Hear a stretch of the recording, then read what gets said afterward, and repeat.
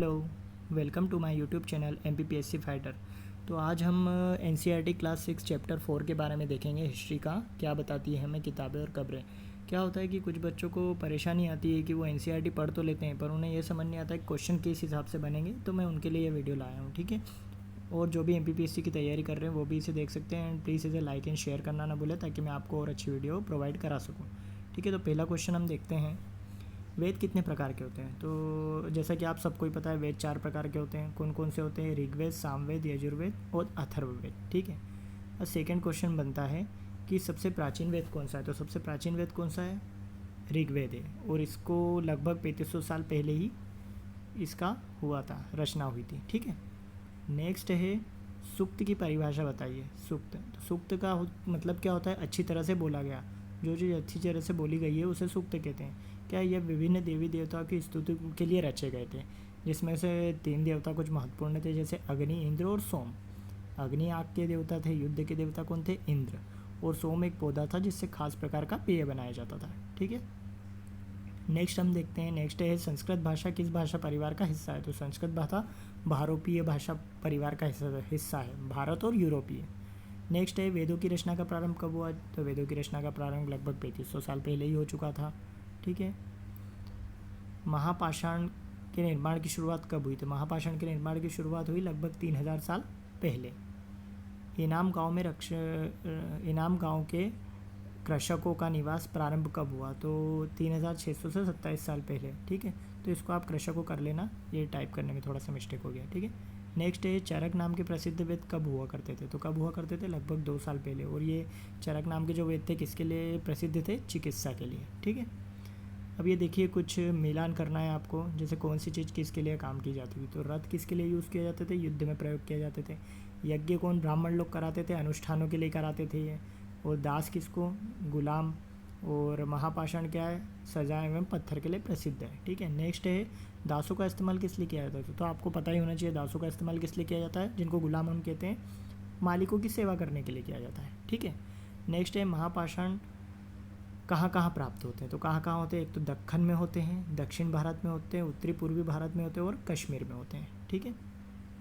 Next है ज़मीन पर गोल टाइप के लगाए गए पत्थर और चट्टानों किसका काम करती थी। वो चिन्हों का काम करती थी। आपने देखा होगा, जैसे NCERT आपने क्लास 4 की बुक पढ़ी है, चैप्टर 4 की, तो उसमें आपने देखा होगा कि कब्रों के आसपास बड़े बड़े पत्थर लगा के गोल प्रकार की आकृति बना दी जाती थी। और कभी कभी किन्हीं कब्रों के सामने एक लंबा सा पत्थर भी खड़ा कर दिया जाता था, ठीक है। तो ये चिन्हों का प्रतीत करता था, ठीक है। नेक्स्ट है पोर्ट होल का इस्तेमाल किस लिए किया जाता है। तो पोर्ट होल का इस्तेमाल कब्र के अंदर जाने के लिए किया जाता था। जो पत्थरों से बने कमरे होते थे उनके अंदर जाने के लिए किया जाता था, ठीक है।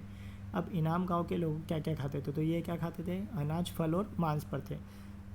यहाँ पर क्या है, कुछ जानवरों की हड्डियाँ हैं जिस पर काटने के भी प्रमाण मिले हैं। तो इससे यह अनुमान लगाया गया है कि यहाँ के लोग जो थे मांस भी खाया करते थे। ऋग्वेद के संदर्भ में निम्न पर विचार कीजिए। कभी कभी आपसे क्वेश्चन कथन में भी पूछ लेता है और विचार करने पर भी पूछ लेता है। तो अब ये जैसे 4 पॉइंट दिए गए, इनमें से कौन कौन से ऋग्वेद के संदर्भ में सही हैं, तो वो आपको बताना है। तो पहला क्या है, ऋग्वेद की सभी सूक्तों की रचना पुरुषों द्वारा की गई। नहीं, तो ये गलत है, इसमें पुरुषों और स्त्रियों दोनों के द्वारा की गई है। और ऋग्वेद को केवल पढ़ा जाता है, नहीं, ये भी गलत है, ठीक है।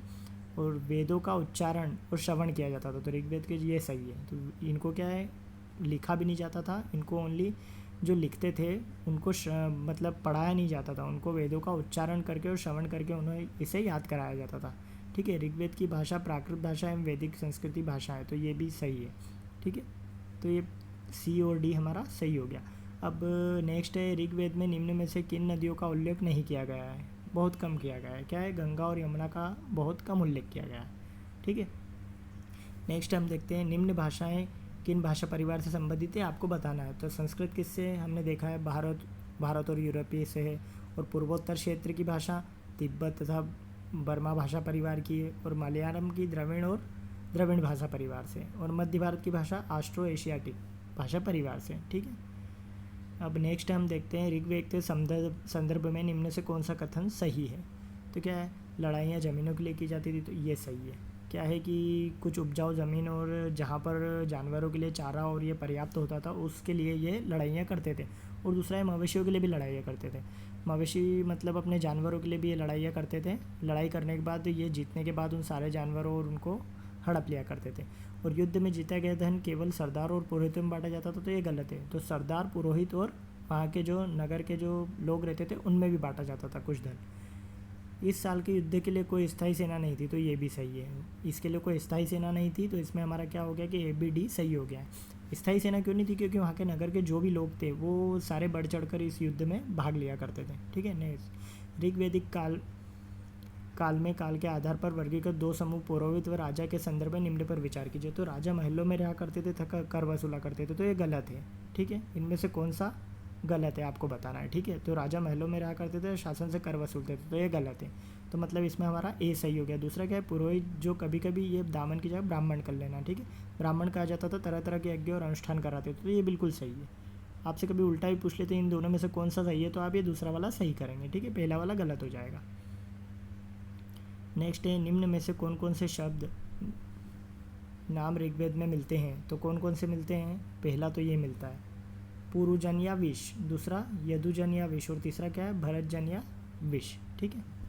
नेक्स्ट है, आर्य लोग अपने विरोधियों को क्या कहा करते थे? तो ये आर्य लोग अपने विरोधियों को क्या? दस्यु कहा करते थे। ये दस्यु शब्द ये आगे जाकर स्त्रीलिंग में क्या हुआ? दासी हुआ, और दासी के बाद दास, और फिर इसे गुलाम कहा गया, ठीक है। तो ये क्या होता था? जो राजा अपने युद्ध करते थे, अगर राजा कोई युद्ध जीत जाता था तो वहाँ के जो भी राजाओं के दास गुलाम रहा करते थे वो उन गुलामों को अपने साथ लाया करते थे, उनसे सेवा कराया करते थे, ठीक है। नेक्स्ट हम देखते हैं महापाषाण कब्रों की प्रथा के संदर्भ में निम्न पर विचार कीजिए, ठीक है। कुछ महापाषाण जमीन के भीतर तथा कुछ जमीन के ऊपर दिखाई देते हैं, सही है। जैसे कि हमने देखा है कि कुछ ज़मीन के अंदर बड़े बड़े पत्थर रखकर उन्हें सजा दिया करते थे गोलाकार में, और कभी कभी बड़े बड़े पत्थरों को सीधा भी खड़ा कर देते, ठीक है। तो ये पहला वाला हमारा सही हो जाएगा। यह प्रथा केवल दक्कन और दक्षिण भारत में चलती थी, नहीं, ये गलत है। हमने जैसे ऊपर देखा है दक्षिण भारत, दक्कन में भी चलती थी, कश्मीर में भी चलती थी, ठीक है। नेक्स्ट है,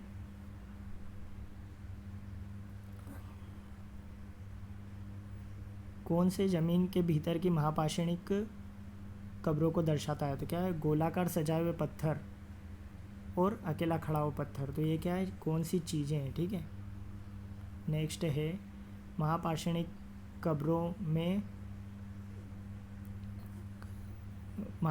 कब्रों में खास प्रकार के मिट्टी के बर्तन साथ में दफनाए जाते थे, ठीक है। इन्हें निम्न में से किस नाम से जाना जाता था? तो कौन से नाम से जानते थे? काले लाल मिट्टी के बर्तन के नाम से जानते थे, ठीक है। नेक्स्ट है, इनाम गांव निम्न में से किस दिशा के किनारे किस नदी के किनारे स्थित? तो क्या है? गौड़ नदी, ये 2 बार हो गया है तो इसे आप कर लीजिएगा, गौड़ नदी के किनारे स्थित है, ठीक है। नेक्स्ट है, चरक संहिता निम्न में से किससे संबंधित है? चरक संहिता चिकित्सा से, जैसे मैंने आपको पहले भी बताया है। नेक्स्ट है, निम्न में से कौन सा उत्तर वैदिक ग्रंथ है? तो ये जितने भी हैं ये सारे उत्तर वैदिक ग्रंथ है। कौन कौन से? यजुर्वेद, अथर्ववेद, ब्राह्मण ग्रंथ और उपनिषद, ठीक है।